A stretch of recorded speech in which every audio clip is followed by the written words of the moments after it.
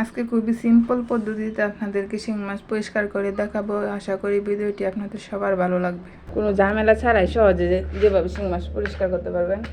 এই যে শিঙের মাছগুলো নিয়ে নিলাম, আর একটা এই যে হাঁড়ি পাতিল মাজার এই মাছ এনে নিলাম।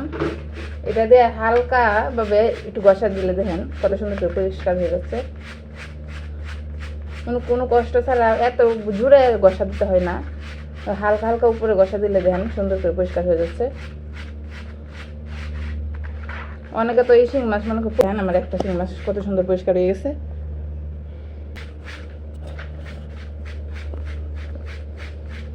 দেখেন কথা বলতে বলতে আর একটা শিং মাছ পরিষ্কার হয়ে গেছে। এইভাবে আমি সব কয়টা শিং মাছ ভালোভাবে পরিষ্কার করে নিব। দেখেন কত সুন্দর একবার পরিষ্কার হয়ে গেছে।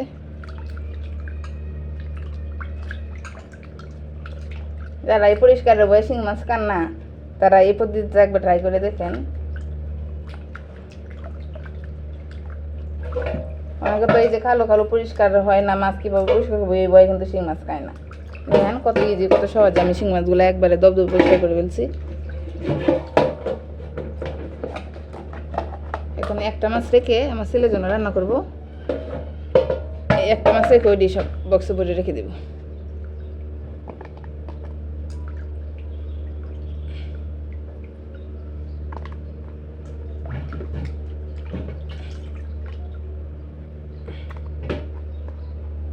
একটাই রান্না করবো, একটাও দেন অনেক বিশাল বড়, অনেকগুলো পিস হবে, এটাই হয়ে যাবে আমার ছেলের জন্য।